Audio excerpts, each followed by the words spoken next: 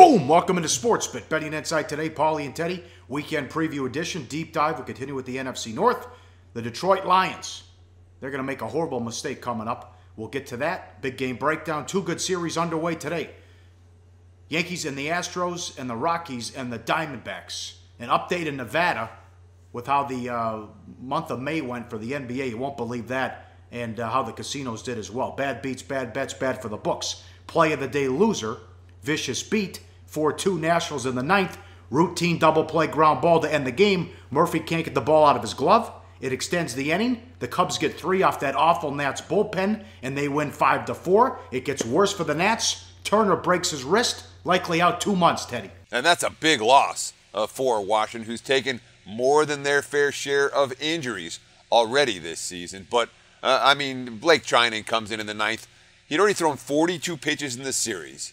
He hadn't had a save since April 7th, and no surprise. The Cubs tagged him for 3 runs on 4 hits. Yes, there was a double play grounder that didn't get turned, but the bottom line is this bullpen continues to struggle and struggle mightily. What do you say? There was, 7 different times this year they've blown multi-run leads in the 9th inning? I think 6 or 7. Yeah, how about, oh, wow. That's brutal. Look at the tweet from Thomas Boswell, at Thomas Boswell, IWP.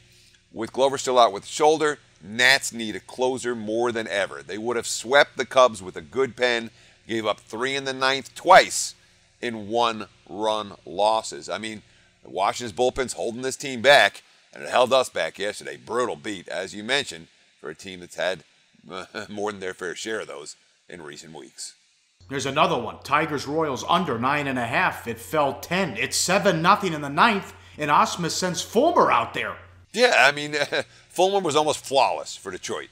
No walks, 7 strikeouts, 8 shutout innings, but for some reason, Osman sends his best pitcher out there to close out the game in the 9th with a 7-0 lead. He had nothing left.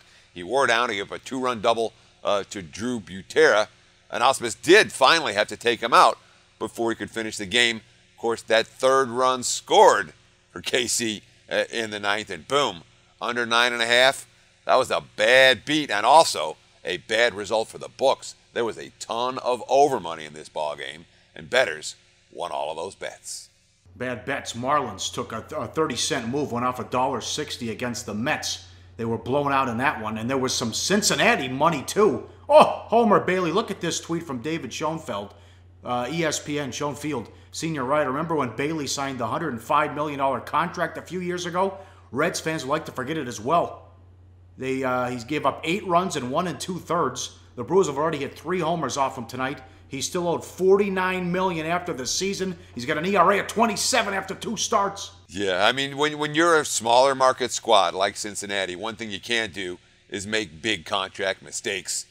Obviously, when we talk about Homer Bailey still being owed $49 million after this season, the guy's got an ERA of 27 after his first 2 starts back. Couldn't get anyone out against the Brewers yesterday. And yeah, there was Cincinnati money in that ball game. The Reds won off as chalk in a game that was about as rocking chair as it gets if you had the Milwaukee side. All right, these were the right moves and some sharp money. Bad for the books. Cardinals Diamondbacks total bet up to 10.5. It lands 14. And a 50-cent move on the Padres at home. They thumped the Braves. Yeah, as St. Louis, Arizona, that was all bullpen. It was 3-2 after 6. And then Robbie De La Rosa and Randall Delgado completely imploded in back-to-back innings for Arizona. The Cards ended up going they got to 10. They almost went over the total by themselves. But I'll tell you what, the Padres, I was on the wrong end of that one yesterday. I had Atlanta in my pocket, and I had a pretty substantial wager. And Lamet, the kid, best start of his career. He came in with a 6.60 ERA in 6 big league starts. And, well, bettors were on to something. A 50-cent move, and the guy throws 6 innings of shutout ball. Looked as good as he had at any of his 7 major league starts. He was really good, and the Steam got that one right. Very bad result for the house with San Diego's blowout victory. David Purdum's a good tweet. ESPN Chalk at David Purdum on Twitter. Nevada Sportsbooks lost $4.4 million on basketball in May. Overall, the books won $2.9 million during the month. At VSiN Live, they tweeted Nevada books handled $96 million, lost $4.4 million in basketball in May. That was the worst month ever. That's all Golden State and Cleveland as they continued to cover and win in the playoffs, Teddy. But they won money because the Cubs and the Indians, they kept losing in baseball, and the bettors were laying that price every single day. Sure, but the books lost $4.5 million in May, dude. And we're talking about the previous worst month in their history in basketball 20 years ago in April 1997. And they only lost $3.5 million then. I mean, that's a disaster. You don't see that happening. Worst month in history. History of the books for May basketball. That tells you how bad it was. Favorite and over. Cavs and over. Warriors and over. It was a bad month. Series prices didn't care. Parlay the series prices. They didn't care either, yeah. Exactly. So, I mean, the one thing, the next tweet from David Purdom saying Nevada Sportsbooks won $6.6 million in baseball in May, and that's a 128% increase from last May. So, as you mentioned, the one thing that saved the books, can you imagine if the Cubs and Indians were covering on the run line every day? But the fact that those two teams who have been the most public teams, and well, the Cubs are the most public team, and the Indians are the wise guys' favorite, and the fact that both of those squads spent May losing ended up being a saving grace for the books, who won money for the month and certainly won a lot more money in MLB than they did a year ago. This is my favorite tweet. I love checking in here. One more from Purdom. Nevada casinos may win. Roulette, $36 million. Craps, $29.9. Sports, $2.9 million. Blackjack, $110 million. And leading the way once again, penny slots, $282 million. Oh, God. Penny slots. And the best thing about penny slots is when you put $20 in a machine and you spin twice, you're like, where'd my $20 just go? Oh, this was a penny slot. But this makes it so clear, and that's why I wanted to put this particular tweet in the show on a week where all of a sudden sports betting legalization has become a major front page story in the Wall Street Journal and the New York Times, and the papers of record are all suddenly talking about sports betting in a way that they haven't. Well, remember, the momentum behind this, any legislation in theory, is because states are going to make money off of sports betting. Look at the numbers. Casinos, huge money makers for the states. Sports betting, don't count on it. You're talking about $110 million in blackjack in May, almost $300 million in penny slots, and sports less than $3 million. Yeah, it wasn't a great month, but there aren't a lot of great months, and there's not that much revenue for the states to get from sports betting. Yeah. All right, gets them in the door. It gets them in the door. They're watching the sports, they're betting the sports, they're in the casino, that's all they want. And then they wander over to the tables after the games are over. Yeah, but the bottom line for the sports betting itself, that revenue, okay, at the racetrack, it's not going to make a huge difference. And especially if the state's trying to take a cut out of it, again, the legalization, fraught with peril. That's all I'm going to say, fraught with peril. Up next, big game breakdown, Rockies and the Diamondbacks. All of a sudden, a huge series as the Rockies have dropped 8 in a row, and the Yankees hit the road to take on the Astros. On Sportsbit, betting insight today on SBRpicks.com.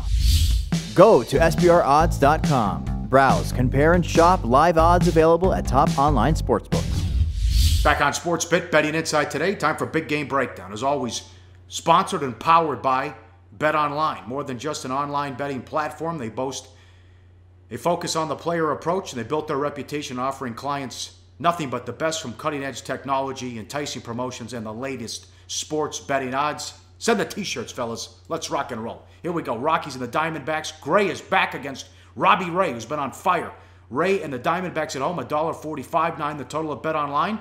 Diamondbacks outscored the Rockies 29-12 in 3 games at Coors, but they only went 2-1. They lost the opener 4-3 after leading the 8th, and they routed them 16-5 and 10-3. Now the Rockies have dropped 8 in a row since. They've been outscored 66-12, and the starters have been terrible. Only 37 innings pitched in those games, so they need Gray back in the worst way. But we have a graphic here, Teddy. Maybe they were a ticking time bomb. Sure. I mean, again, you look at the numbers for Colorado starters. April, solid. May, even better. June has not been a very good month for the Rockies starter. You talk about the fact they've gone 0-8 the last 8 games and only gotten 37 innings from those starting pitchers in those 8 games. this may be a problem for the Rockies. And, of course, it's been such a young starting staff. They've been going with multiple rookies all year long. We would expect some regression. We've seen some. The question we have to ask, though, is Jon Gray ready? I mean, this is a guy that has top-of-the-rotation stuff, but he went on the DL after suffering a broken left foot all the way back on April 13th. He only went 13 innings, 13.1 innings, across 3 rehab starts, but he thinks he's ready. Here's what he said after his final of the 3 rehab starts. Quote, "My endurance, it was like night and day. I'm just going to take that aggressive mindset, look for quick outs, and make hitters uncomfortable." That being said, Jon Gray's not going to throw 110 pitches in this ballgame. You can count on him getting pulled 4, 5, 6 innings unless he's getting a lot of easy outs against a team that, as you mentioned, pretty much dominated Colorado at Coors just last week. Listen when I tell you, and believe me, you're not going to get this information anywhere else. That's why you watch Sportsbooks. Robbie Ray needed an off-speed pitch to move to the next level. He found it. Look at this graphic. Look at the curve percentage, the curveball percentage, and then the swinging strike percentage. You see 2015, 16. Look at 2017. Look at this. 23% of the time with the curveball, and look at the swinging strike percentage as well, way up. But how he's using the curveball as well. And what does it mean for the bottom line? Well, the last 2 years, 13 and 27 with a 4.32 ERA. This year, 8-3 with a 2.87, Teddy. Sure. Here's Robbie Ray talking about that curveball. Quote, "It keeps guys honest. It just makes my fastball that much better. I think mechanically I became more consistent, so it became more consistent. Same grip. I was just really working on the consistency part with my mechanics and my arm slot." And obviously he's found it. And remember, I mean, Robbie Ray, this is a guy who we were saying for a number of years, oh, he's got the stuff, he's got the stuff, he's got to put it together. And he was one of those guys that couldn't put it together. But even when he went 13 and 27 with the 4.32 ERA in 2015 and 16 combined, over 300 innings of work, a 3.66 FIP, fielding and independent pitching, better than average. So he didn't lose his confidence, he didn't lose his focus, and he went back to that curveball that he had early in career that has been doing very well for him. It's been a difference maker, as you mentioned, with that graphic that he showed. Ray, they're very much a bet-on pitcher in my mind. And frankly, Ray and Gray might be that way. My gut reaction here is take a look at the under in this ballgame. All right, game number 2. The bet-online numbers. McCullers is $1.80, 7.5 at home to the Yankees in Pineda. Early money on Houston and the under. The most profitable pitcher in all of baseball is McCullers, just ahead of Kershaw. And the Astros went 3-1 in the Bronx in May, and the scouts have drooled over McCullers. What could he do if he was healthy and got some experience? This is what happened. 7-1 with a 2.53 ERA and no flukes anywhere. The fielding, independent pitching's 2.75. The xFIP is 2.65, and the Sierra is 2.94. Of 93 pitchers that have thrown at least 70 innings, McCullers and Sale are the only ones under 3 in all 4 categories, Teddy. This kid's been dynamite, and you're making a ton of money if you've been backing him all season. Well, obviously, you've made more money than any other pitcher. And remember, McCullers is a wise guy favorite.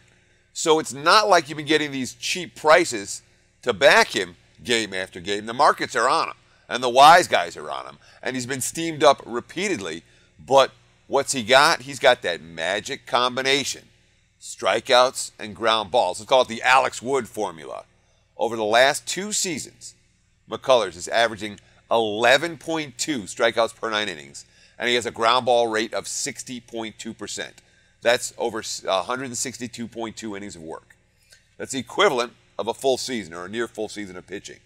Now, just to put that in perspective, 11.2 strikeouts and a 60.2% ground ball rate.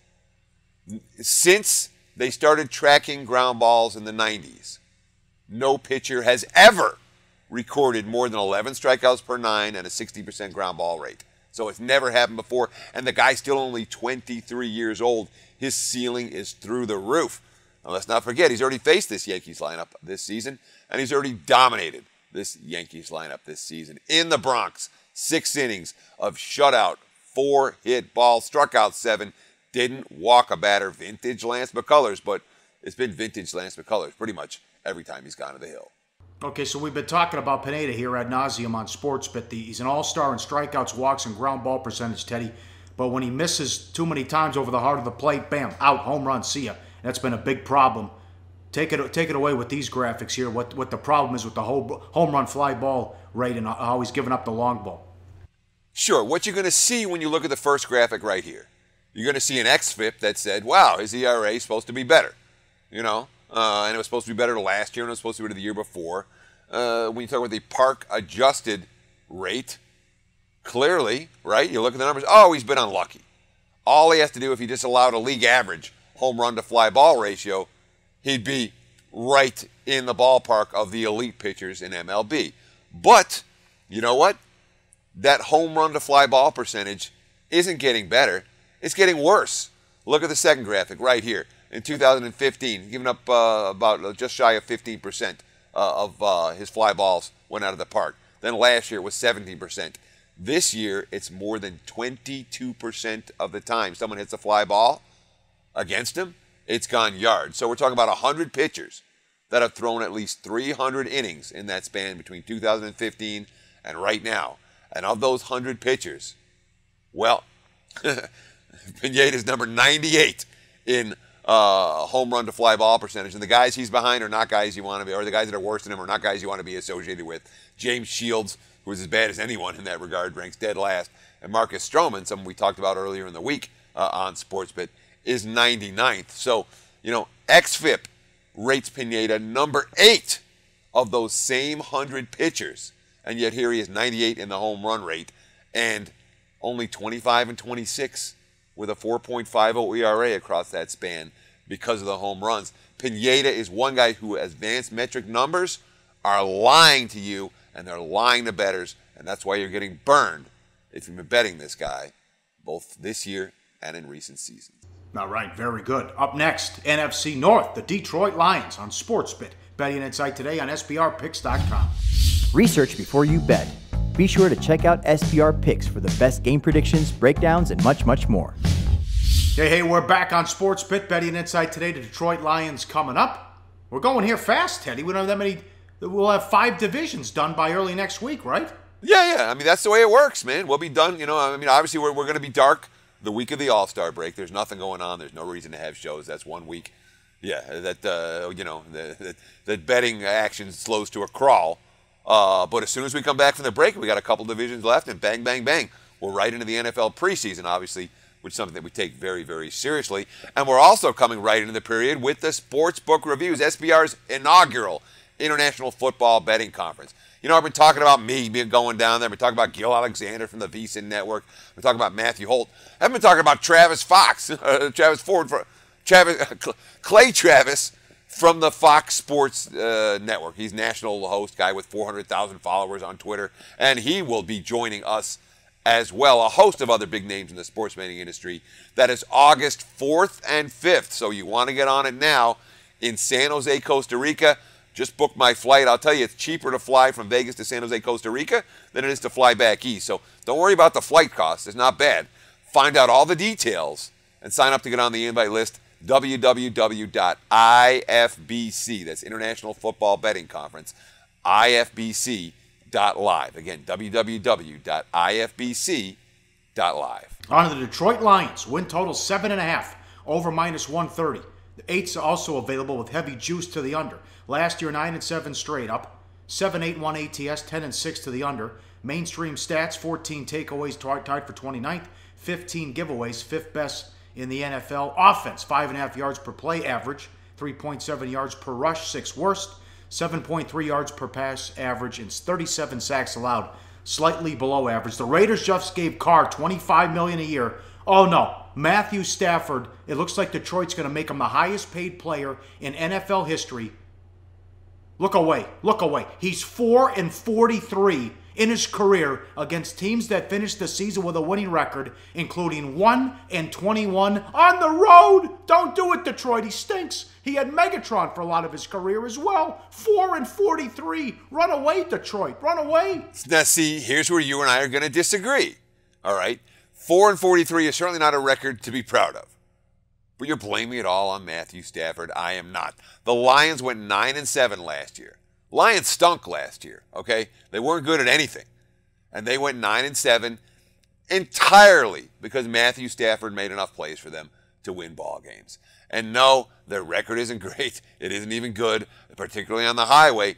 But as we do this exercise every year here on Sportsbit, go through every team, you see it so consistently. Any team with a decent quarterback, they're lined 7 wins or higher. The teams that don't have a QB, they're all lined at 6.5 wins or lower. It's the same thing this year. When we talked about the Bears yesterday as a team that, they've got a much bigger QB situation this year than Detroit does. Look where they're lined, 5.5. So I understand that it sounds ridiculous to make Matthew Stafford the highest paid NFL player, but that's what you got to do. You got to lock him up. You cannot let this guy go. You'll be that much worse. You have to.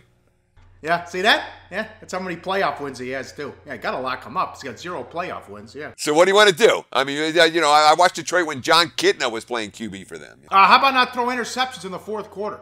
That would be a start, too. How many times did you do that last year? Win a goddamn road game. That'd be another one. What do you think of the defense? Well, last year was miserable. When I say miserable, I mean miserable. 5.9 yards per play allowed. That was bottom quartile. 26 sacks. That was 31 in the NFL. Only Oakland had fewer. Opponent's quarterback rating against the Lions was 107.2. That's dead last in the NFL. That's worse than Cleveland. The number 30 team, the Jets, was 98.5. So they lapped the league in how bad their pass defense. And of course, the rush defense wasn't any better. 4.4 yards allowed. Also below average. So when you look at Detroit, you blame everything on Stafford. Their offense was okay last year. Again, 15 giveaways. That was 5th best in the NFL. The problem last year was their defense stunk. And they still won 9 games, Pauly. How about needs and what they did in the draft? Well, I mean, they needed everything on defense. They needed, defensive line help. They needed linebacking help. They needed cornerback help. And they got some of that. Jarrad Davis, the number 1 pick out of Florida, has potential to be an impact player as a rookie at the linebacker position. And Teez Tabor, the cornerback out of Florida, another guy with enormous upside. When it comes to the defensive line, however, well, that's a big question mark. And certainly in free agency, I wasn't thrilled with what the Lions did and didn't do in terms of surrounding Stafford with skill position talent and with shoring up the front 4 on defense. I mean, it's all about Ziggy Ansah for this team. And when it comes to a pass rush, he certainly has, he's a legit force at defensive end on the one side. But if he gets hurt or if something happens to Ziggy Ansah, man, they've got no pass rush whatsoever, which is, opponents completed close to 73% of their passes against Detroit last year. They gave up 33 touchdowns last year. And oh, by the way, the Lions have not selected a defensive back in the first round in any of the last 18 drafts. Maybe it's time.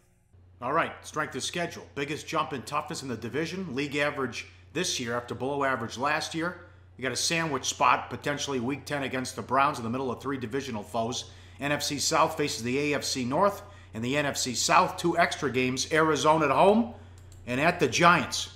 What do you think? Anything jump out to you as far as the schedule? It is tough right out of the gate. Look at that. Arizona at the Giants, Atlanta at Minnesota. Yeah, well, I mean, when you look at their road games, you don't see a whole lot of winnable road games, for a team that struggled. Giants, Vikings, Saints, Packers, Bears, and they always lose in Chicago. Ravens, Bucks, and Bengals. You're not necessarily talking about the NFL's elite teams, but you're not talking about pushovers in any of those road contests. Every one of those teams, I believe, is lined, except for Chicago, at 7.5 or higher. So it's easy to project a 1-7 type road record for Detroit again this year. Now, they did have a biggest jump in toughness compared to last year, but they're only league average in strength of schedule in 2017. They were below average in the league strength of schedule last year, hence that 9-7 record. All right, money time, play of the day. We agree. Christmas has come early. 8's available at 5 dimes right now. $1.65. Run. Get over there. Come on. They're the 3rd best team in this division. Remember, the Vikings started 5-0 before all the injuries hit. So I think they'll have a good team as well. I love what they did in the backfield with Murray and Cook. So let's go under 8 with the Detroit Lions, Ted. You like it? Yeah, and the key here, again, why we're choosing rather than lay 130 at 7, I want to lay 165, or 7.5, I'd say. I want to lay 165 with the under 8. That's the way they have to win 9 games to beat us. And when you talk about how you factor in juice for win totals, in the NFL, 50 cents is approximately worth half a win. So the moral equivalent of 7.5 minus 115, I'd rather take the under 8 minus 165. In my mind, that's the better bet. And yeah, it's hard to picture Detroit winning 9 games in 2017 the way they did last year. All right, good week. Back from vacation. We're back next week, obviously. Be safe out there. A short show on the 4th of July, but we will be here. There's a ton of baseball games to go over as well. We'll see you then on Sportsbit as we go into the All-Star break. Betting Insight today on SBRPicks.com. Thanks for watching.